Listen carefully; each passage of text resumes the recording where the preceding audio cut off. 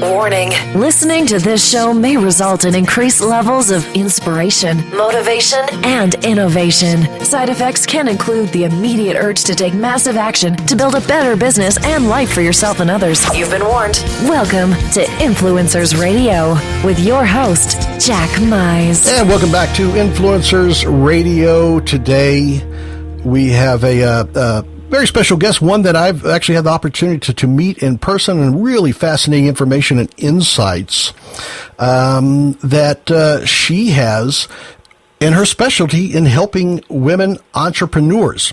And today our guest is Desiree Stafford. In fact, she's the best-selling author of the book, Clarity, Confidence, Clients, How Women Entrepreneurs Can Make a Difference, Work Less, and Make Amazing Money. Desiree, welcome to Influencers Radio. Hey, Jack, how are you? Happy to be here. Well, very good. And I got to tell you, after meeting you and talking to you, those words mean a lot more when it comes to, especially when I see women entrepreneurs. I know people are getting pointing their fingers and the sexes. What's the difference between women entrepreneurs and men entrepreneurs? I get that a lot. Why are you separating the two? Why do you say women and men entrepreneurs? And I'll tell you, quite frankly, because the truth is, women entrepreneurs are oftentimes smarter than men entrepreneurs. Well, we could have a whole other discussion on that. Well, I think so, but that's where it comes down to, and they have different issues a lot of times: clarity, confidence, clients. And really, what I got out of from talking to you is you get the clarity and confidence down, the clients almost take care of themselves. Getting the more clients are the type of clients that you want them to that you want to work with. So what I want to find out is, some of the techniques, the things that you deal with women entrepreneurs, and some of those unique struggles that a lot of your clients have that you're able to get past that. And, from what I've seen, you're helping them get to levels that they kind of thought maybe were even beyond their reach when they first started out. Yeah, absolutely. I mean, I've had clients who really have, these big visions, big dreams for their lives and for their business. They have, a mission that they want to achieve. They get in the business, and sometimes it doesn't go the way that they would hope that it would go. So oftentimes, they still have this burning desire to play a much bigger game, but they might be a little bit afraid of it. Or maybe they've tried marketing their business or scaling their business, and it's not turned out the way they expected. So there's a lot of fear, there's a lot of doubt that the clients I have struggle with when they come to me.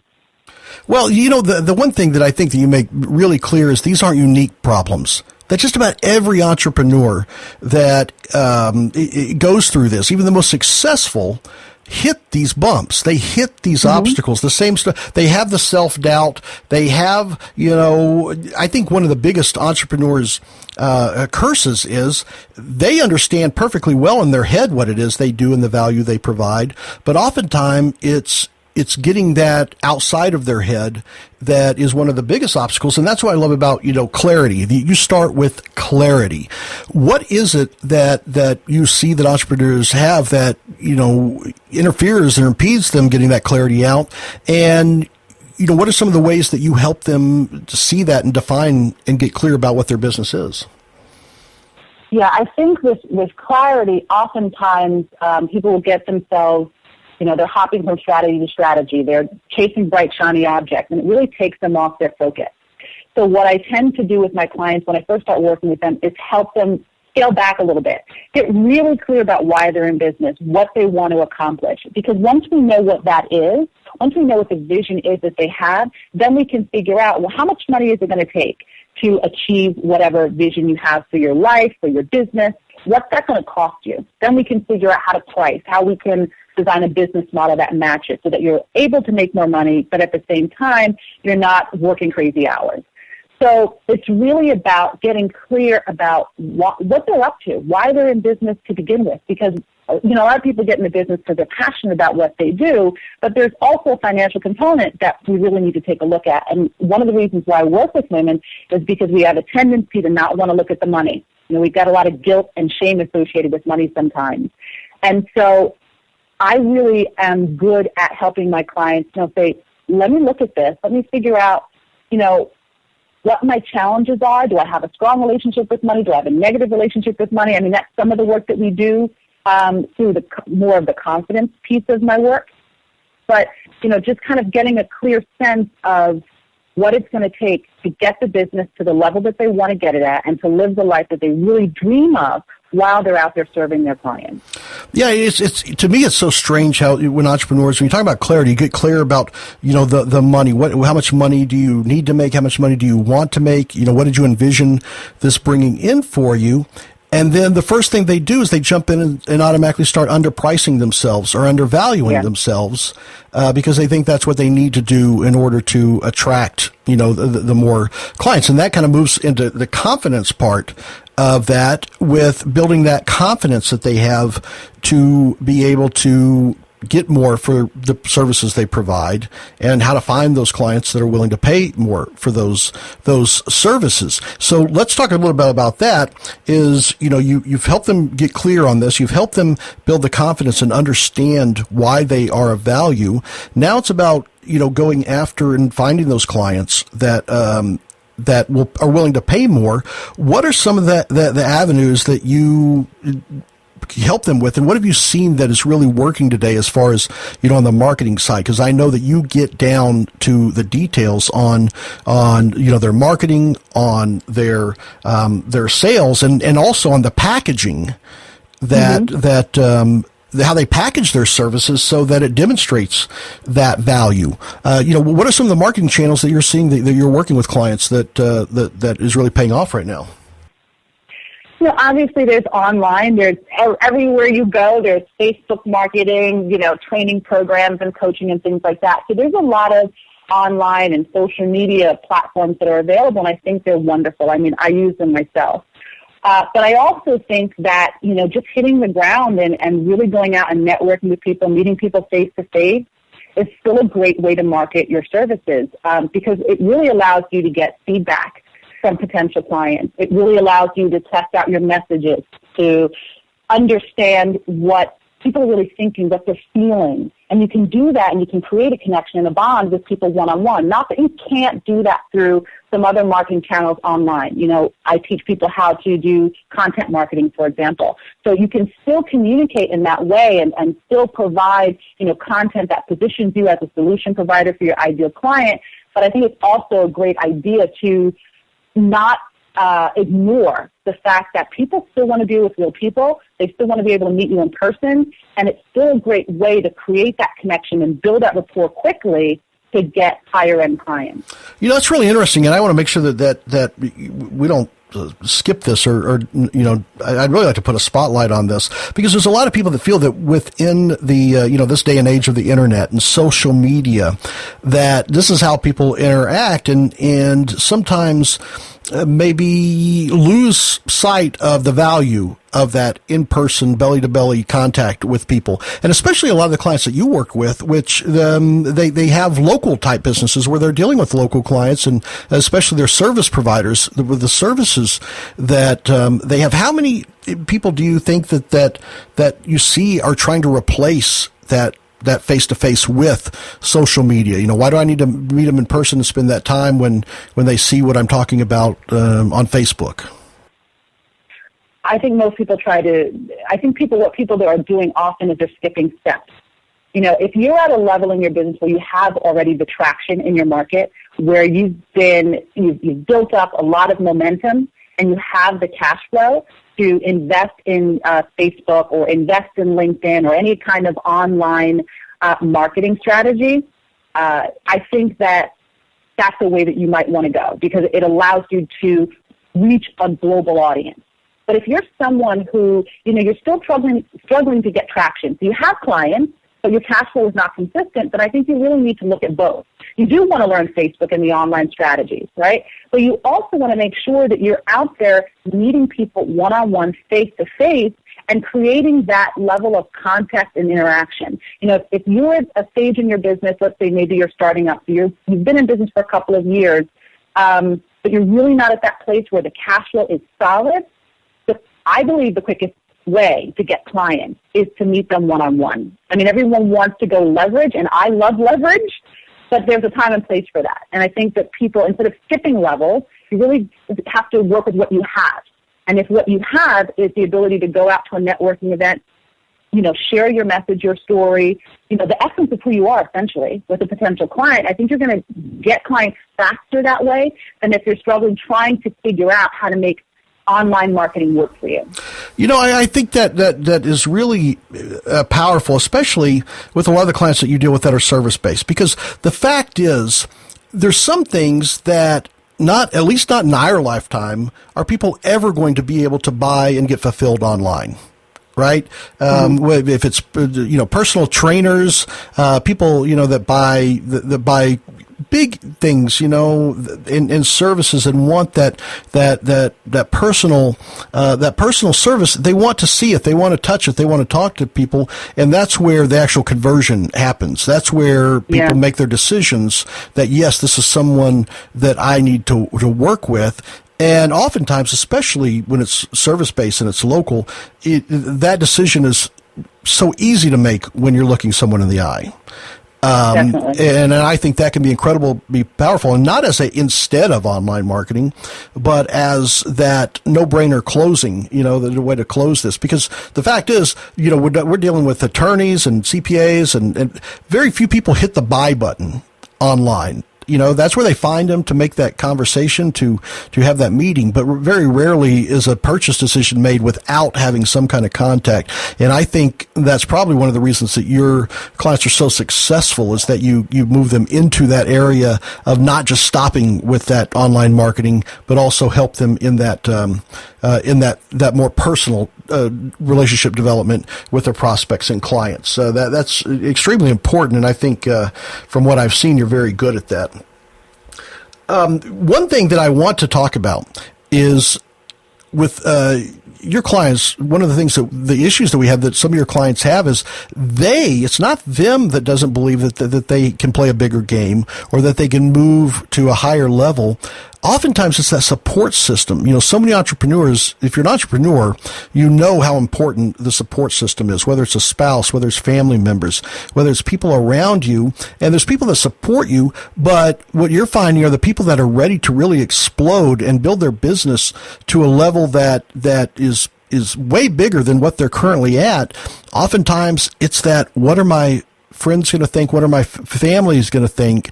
They don't necessarily believe that what I'm doing is capable of hitting that. Talk a little bit about that, about the importance of that support system and what the alternatives are if it's just not there.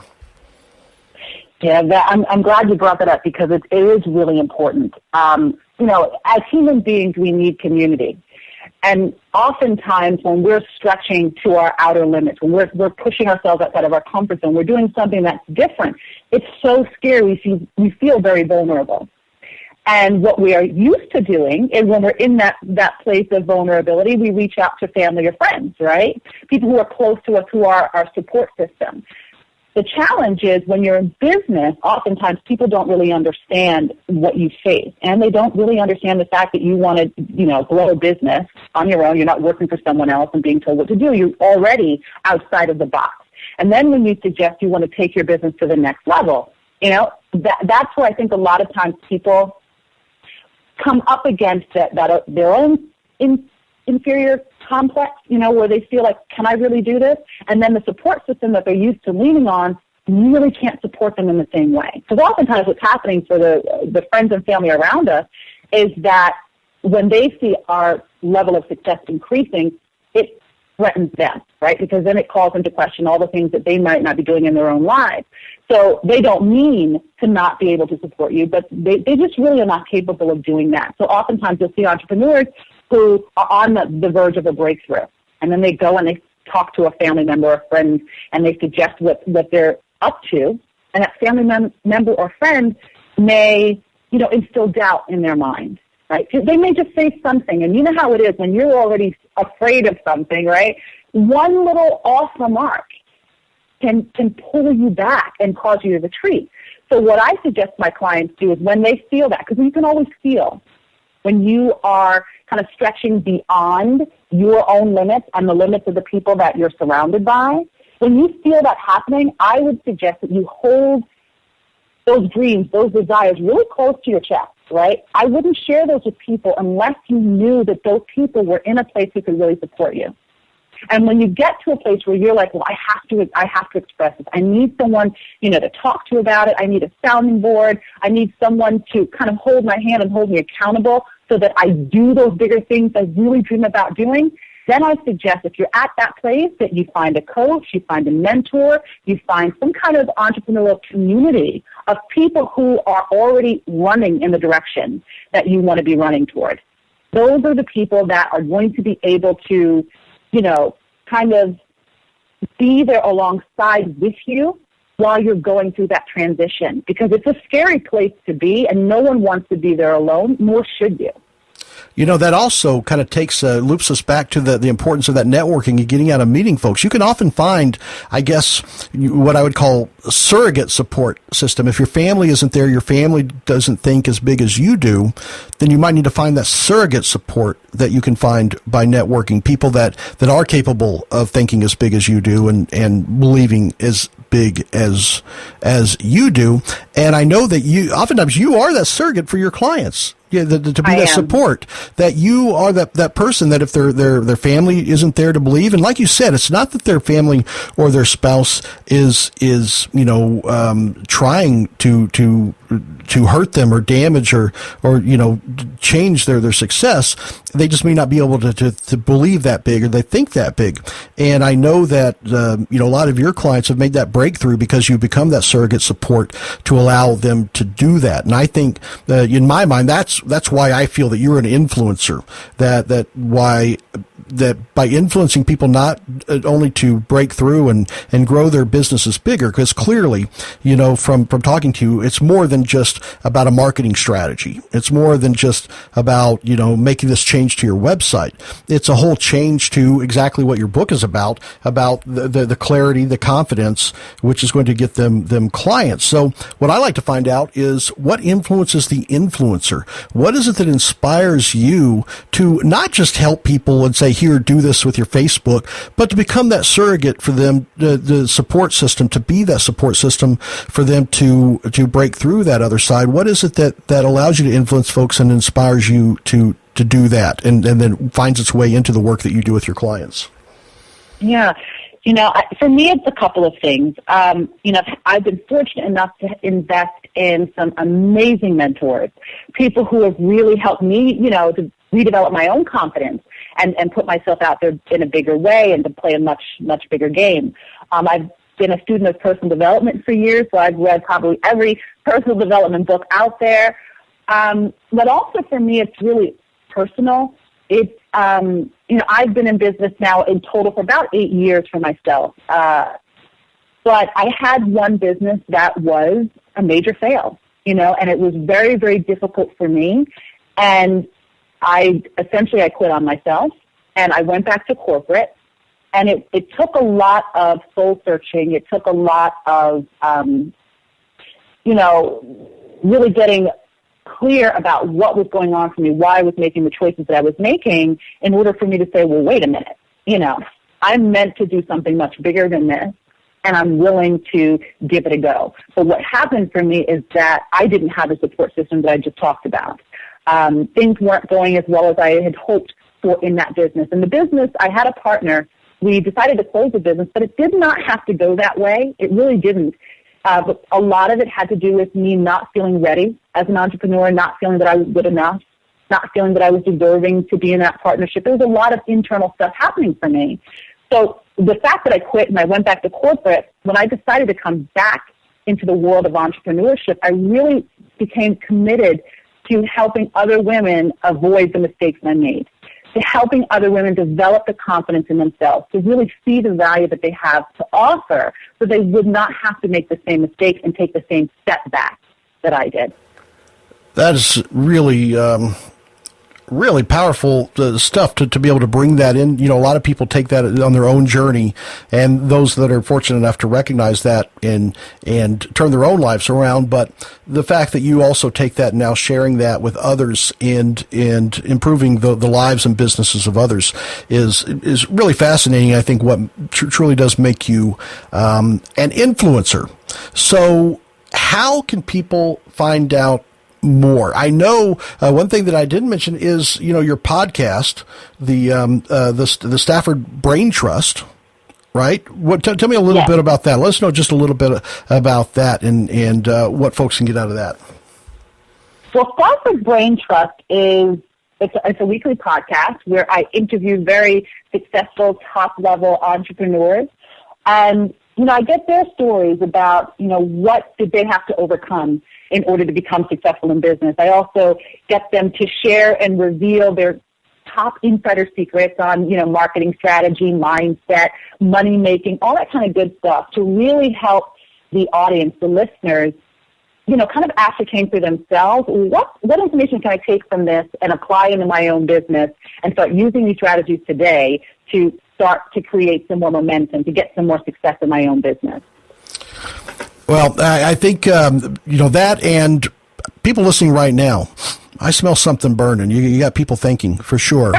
How can people find out more about Desiree Stafford and what you are doing and some of the great work that you're working with clients? And also, I know there's some people that right now are thinking, I need to know more about Desiree. I need to even potentially work with Desiree. How can they find out how to do that?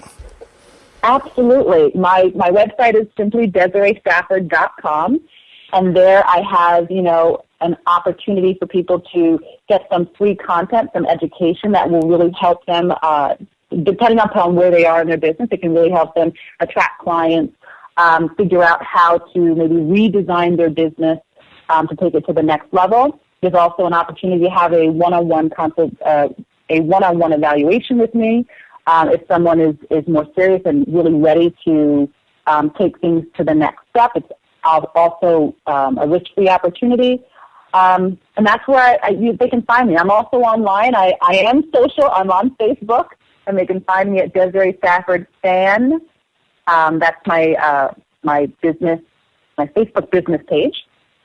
So those are the ways they can find me. All right. Fantastic. Desiree Stafford. Again, also check out her best-selling book, Clarity, Confidence, Clients, How Women Entrepreneurs Can Make a Difference, Work Less, and Make Amazing Money. Desiree, I want to thank you so much for being on Influencers Radio today. It's been awesome, Jack. Thank you, and thanks to everyone who's listening. All right. Folks, check out Desiree. Check out her book. Some really amazing insights that I think you'll agree can make a big difference in your life, in your business. But remember, until next time, you are the only real game changer. You've been listening to Influencers Radio. To get all past shows and updates on future shows, visit influencersradio.com today or follow us on Facebook at facebook.com/influencersradio.